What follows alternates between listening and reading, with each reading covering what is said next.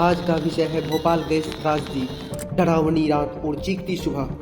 चलिए इसके बारे में जानते हैं। क्या है Bhopal gas tragedy, Bhopal gas त्रासदी, इसके बारे में जानते हैं। भोपाल की गैस त्रासदी पूरी दुनिया के औद्योगिक इतिहास की सबसे बड़ी दुर्घटना है।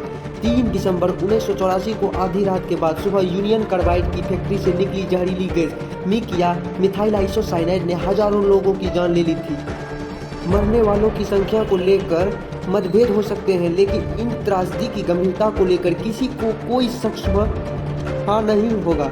इतिहास इतना ही कहना पर्याप्त होगा कि मरने वालों की संख्या हजारों में थी, प्रभावितों की संख्या लाखों में हो तो आश्चर्य नहीं होना चाहिए। उस मनहूस सुबह को यूनियन कार्बाइड के प्लांट नंबर सी में वे रिसाव से बने गैस के बादल को हवा के झोंके अपने साथ बहाकर ले जा रहे थे और लोग मौत की नींद सो जा रहे थे। लोगों को समझ में नहीं आ रहा था कि आखिर एकाएक क्या हो रहा है। कुछ लोगों का कहना है कि गैस के कारण लोगों की आंखों और सांस लेने में परेशानी हो रही थी। जिन लोगों के फेफड़ों में बहुत गैस पहुंच गई थी वे सुबह देखने के लिए जीवित नहीं रहे। सरकारी आंकड़ों के मुताबिक इस दुर्घटना के कुछ ही घंटों के भीतर 3000 लोग मारे गए थे। हालांकि गैर सरकारी स्रोत मानते हैं कि ये संख्या करीब 3 गुना ज़्यादा थी।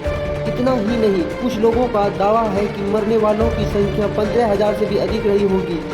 पर मौत का ये सिलसिला उस रात शुरू हुआ था, वह वर्षों तक चलता रहा। यह 3 दशक बाद भी जारी है, जबकि हम त्रासदी के सुबह से सीख लेने की कवायद में लगे हैं।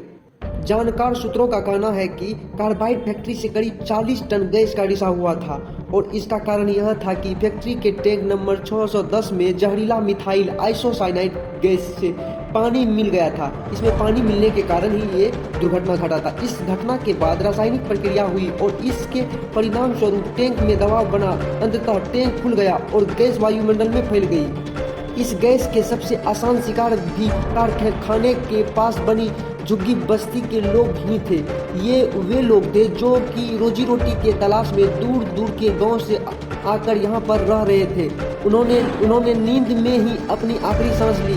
गैस को लोगों को मरने के लिए मात्र 3 मिनट ही काफी थे।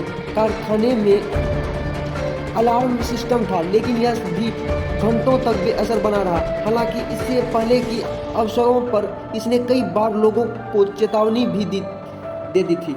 जब बड़ी संख्या में लोग गैस से प्रभावित होकर आंखों में और सांस में तकलीफ की शिकायत लेकर अस्पताल पहुंचे तो डॉक्टर को भी पता नहीं चल रहा था कि इस आपदा का कैसे इलाज किया जाए। संख्या भी इतनी अधिक कि लोगों को भर्ती करने की जगह नहीं रही थी और बहुत को दिख नहीं रहा था, तो बड़ी संख्या में लोगों का सिर चकरा रहा था। सांस लेने में तकलीफ तो हर एक को हो रहा था।